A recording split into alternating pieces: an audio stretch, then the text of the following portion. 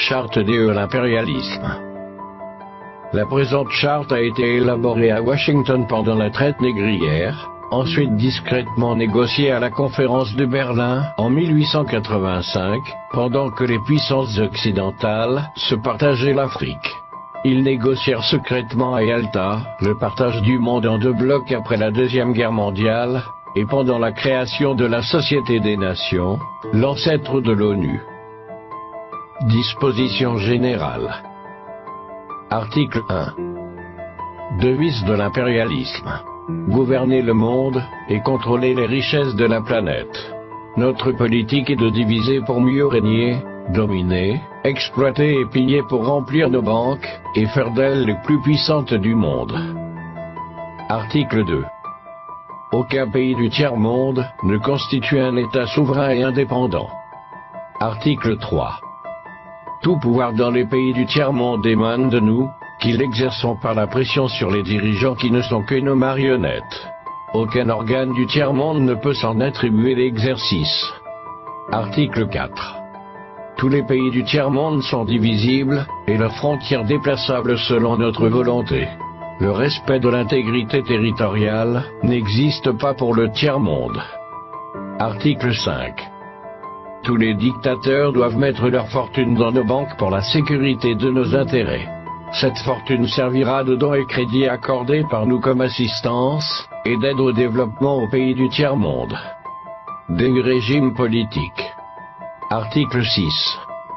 Tout pouvoir et gouvernement établi par nous est légal, légitime et démocratique.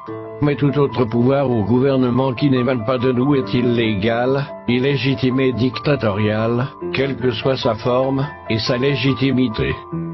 Article 7. Tout pouvoir qui oppose la moindre résistance à nos injonctions, perd par le fait même sa légalité, sa légitimité et sa crédibilité. Il doit disparaître. Des traités et des accords. Article 8.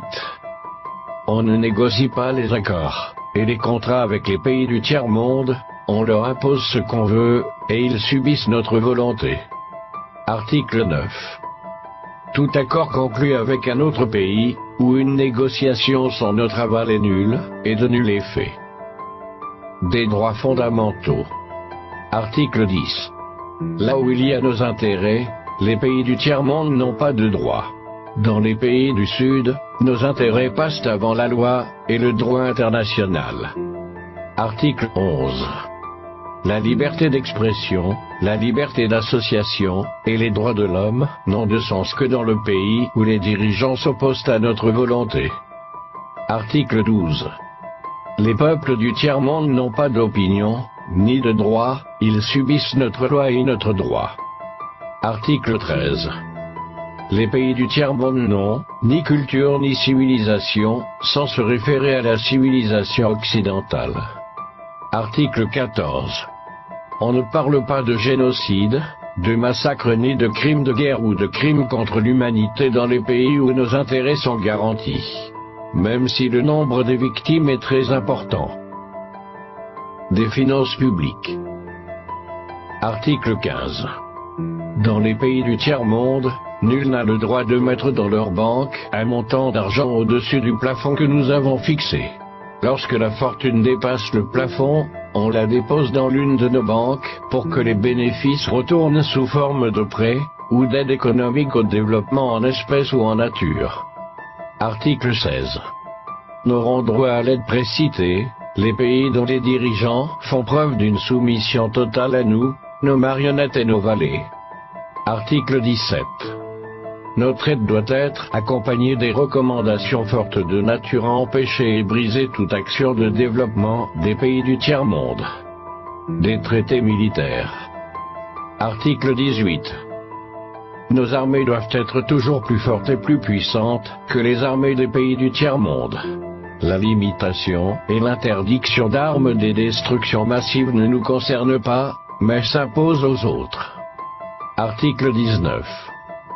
Nos armées doivent s'entraider et s'unir dans la guerre contre l'armée d'un pays faible pour afficher notre suprématie, et se faire craindre par les pays du tiers-monde.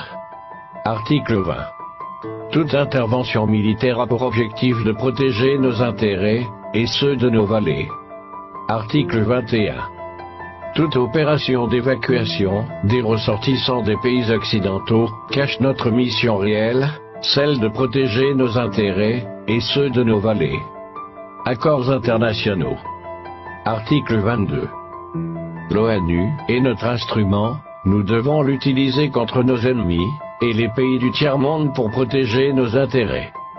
Article 23. Notre objectif est de déstabiliser et détruire les régimes qui nous sont hostiles et installer nos marionnettes sous la protection de nos militaires sous la couverture des mandats des forces de l'ONU. Article 24.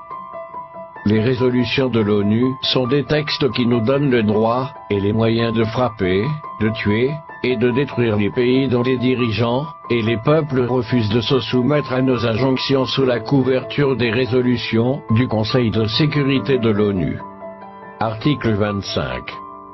Notre devoir est de maintenir l'Afrique et d'autres pays du monde dans le sous-développement, la misère, la division, les guerres, le chaos pour bien les dominer, les exploiter et les piller à travers les missions des Nations Unies. Article 26. Notre règle d'or est la liquidation physique des leaders et dirigeants nationalistes du tiers-monde. Article 27. Les lois, les résolutions, les cours et tribunaux des Nations Unies sont nos instruments de pression contre les dirigeants et les leaders des pays qui défendent les intérêts de leur peuple. Article 28. Les dirigeants des puissances occidentales ne peuvent être poursuivis, arrêtés ni incarcérés par les cours et tribunaux de l'ONU, même s'ils commettent des crimes de guerre, de génocide, ou des crimes contre l'humanité.